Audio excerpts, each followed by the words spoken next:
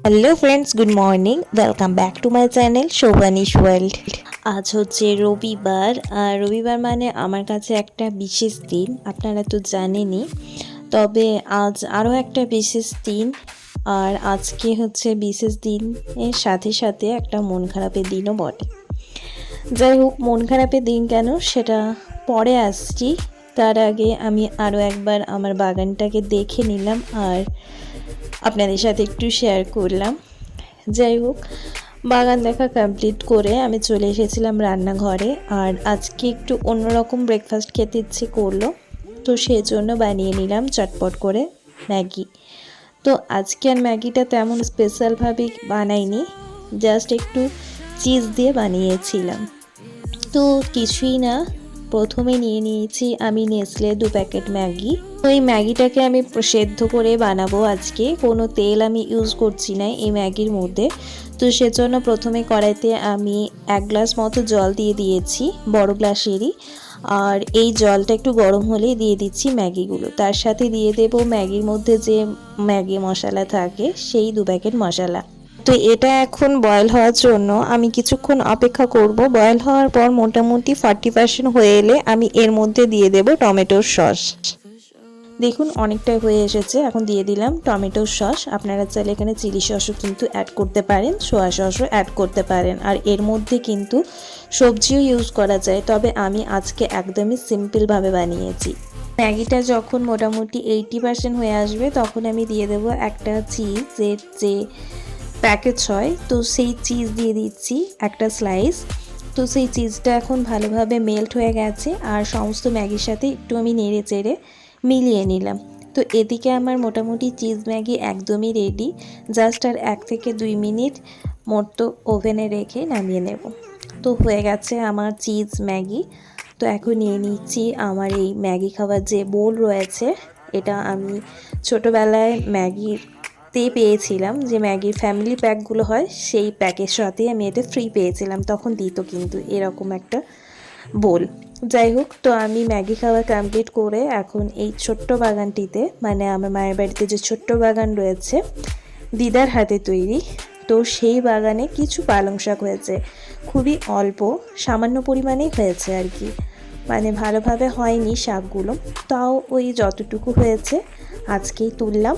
একটু আজকে পালং পনির বানাবো ভাবছি, কারণ দেখলাম ফ্রিজে মা পনির এনেছে, আর পনিরটা আমি একটু রান্না করব। মা সেটা বলেছে আবদার করে আমার কাছে আমাকে রান্না করার জন্য। তো সেজন্য পালং শাকগুলো একটু তুলে নিলাম। এখন এই পালং শাকগুলো আমি জলে ভালোভাবে ধুয়ে নেব। তো জলে নিয়েছি, আর মোটামুটি ওই 3 থেকে 4 মিনিট মতো ভিজিয়ে রাখবো। যেহেতু বাড়ির জিনিস তাই খুব একটা বেশিক্ষণ ভিজিয়ে রাখার দরকার নেই, কারণ এখানে বেশি সারটা তো দেওয়া নেই, ঘরের জিনিস যেহেতু। আর যেগুলো বাজার থেকে কেনা হয় সেগুলোতে কীটনাশক সার দেওয়া থাকে, সেজন্য সেই সবজিগুলো একটু বেশিক্ষণ ধরে ভিজিয়ে রাখতে হয়। তো যাই হোক, এখানে 3-4 মিনিট ভিজিয়ে রাখার পর আমি একটা কড়াই নিয়ে নিয়েছি। কড়াইয়ের মধ্যে আমি দিয়ে দিচ্ছি 1/2 গ্লাস মতো জল, তারপর দিয়ে দেব এই পালং শাকগুলো ধুয়ে নিয়ে। তো পালং পনিরের রেসিপিটাও আমি শেয়ার করছি আপনাদের সাথে। আপনারা হয়তো অনেকেই বানাতে জানেন, আর অনেকেই হয়তো জানেন না। যারা নতুন নতুন রান্না শিখছেন আর শীতকালে বিভিন্ন ধরনের নতুন নতুন জিনিস বানিয়ে নিজে খাওয়ার বা বাড়িতে সবাইকে খাওয়ানোর ইচ্ছে রয়েছে, তারা অবশ্যই ভিডিওটি দেখবেন। আশা করি অনেক উপকার হবে। আমি খুব সিম্পল প্রসেসে বানাচ্ছি, বেশি কিছু উপকরণ কিন্তু আমি এখানে ব্যবহার করব না। তো গল্প করতে করতে দেখুন পালং শাকগুলো কিন্তু সিদ্ধ হয়ে গেছে, ওই মোটামুটি 5 মিনিট মতো সিদ্ধ হলে হয়ে যাবে। তো এদিকে শাকগুলো সিদ্ধ হয়ে গেছে, কালার চেঞ্জ দেখে বুঝতে পারছেন। তো ততক্ষণে আমি একটা বাটিতে এদিকে কিছু বরফের টুকরো আর কিছু জল দিয়ে রেখেছি একটু ঠান্ডা করে। তো এখন দিয়ে দিচ্ছি শাকগুলো, যে শাকগুলো আমি সিদ্ধ করলাম সেই শাকগুলো। তো এখন এটা ভালোভাবে ঠান্ডা হয়ে গেছে, আর এটাকে এখন পেস্ট বানাবো। আর শাক সিদ্ধ হওয়ার পর যে অবশিষ্ট জল সেটা ফেলে দেব। তো এই যে শাকগুলো এখন ভালোভাবে ঠান্ডা হয়ে গেছে। এখন নিয়ে নিয়েছি একটা মিক্সার গ্রাইন্ডারের জার। তো সেখানে দিয়ে দিলাম শাকগুলো, তার সাথে দিয়ে দিলাম কয়েকটা আদা আর কয়েকটা রসুন। তো আর তার সাথে দিয়ে দিচ্ছি 5 থেকে 6 ডাল মতো ধনেপাতা। তো এখন এই সমস্ত কিছুই একটা সুন্দর পেস্ট বানালাম। এই পেস্টটা দিয়ে হবে রান্না। তার আগে পনিরটা কেটে নিচ্ছি। এখানে আমি 200 গ্রাম আমুলের পনির ব্যবহার করেছি। আপনাদের যদি পরিমাণ বা লোক সংখ্যা বেশি থাকে অবশ্যই পনিরের পরিমাণ আর এদিকে শাক সবজির উপকরণের পরিমাণও কিন্তু বাড়িয়ে নেবেন। যাই হোক, পনিরগুলো বেশ একটু চৌকো চৌকো বড় বড় সাইজে কেটে নিয়েছি। আর এই কড়াইতে এখন দিয়ে দিচ্ছি সরষের তেল।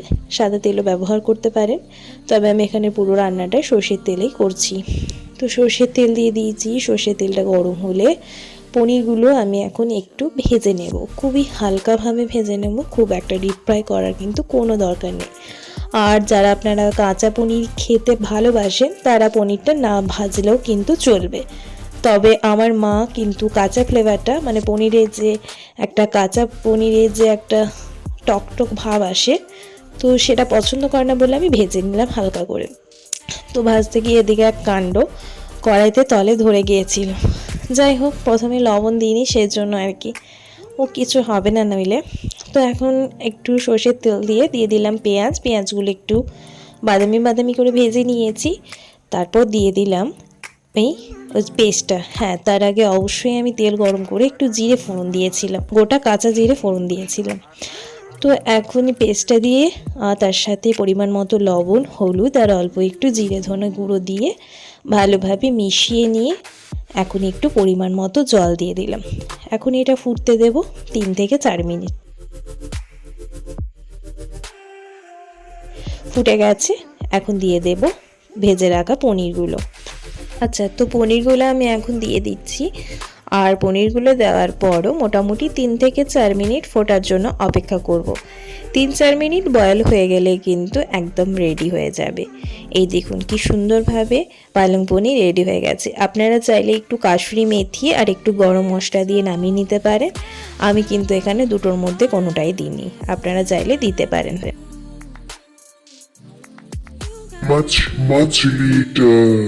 আচ্ছা, তো ফিরে এলাম অনেকটা সময় পরে। এখন বাজে সন্ধে 7:30 মতো। আমি ব্যাগ গুছিয়ে নিয়েছি বাবার বাড়ি থেকে শ্বশুর বাড়ি যাওয়ার জন্য। তো আমি ডিনার করেই বেরিয়ে যাচ্ছি আজকে। তো মন খারাপের এটাই হচ্ছে সব থেকে বড় কারণ। চলে এসেছি এখন ডিনার করার জন্য। এখন বাজে 9টা মতো। তো আজকে ডিনারে রয়েছে পাটিসাপটা, দুধের চাচি আর তার সাথে রয়েছে ছানার পায়েস। দিদার হাতের তৈরি পিঠে এগুলো। অগ্রহায়ণ মাসের সংক্রান্তিতে আমাদের এই পিঠে হয়।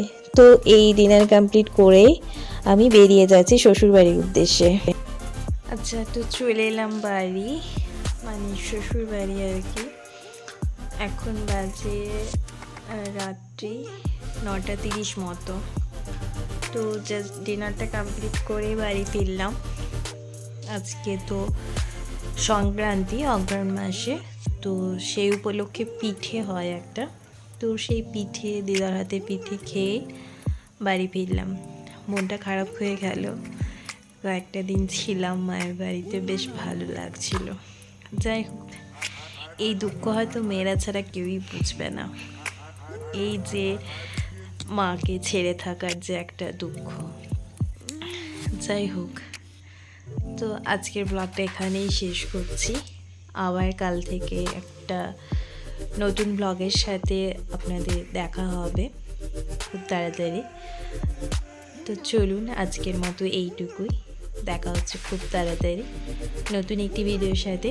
ততক্ষণ পর্যন্ত সবাই ভালো থাকুন, সুস্থ থাকুন। আর আজকের ভিডিও যদি কিছু ভালো লেগে থাকে অবশ্যই একটা লাইক, কমেন্ট অ্যান্ড শেয়ার করে দেবেন। আজকের মতো এইটুকুই। ধন্যবাদ, ভালো থাকুন সকলে। টাটা।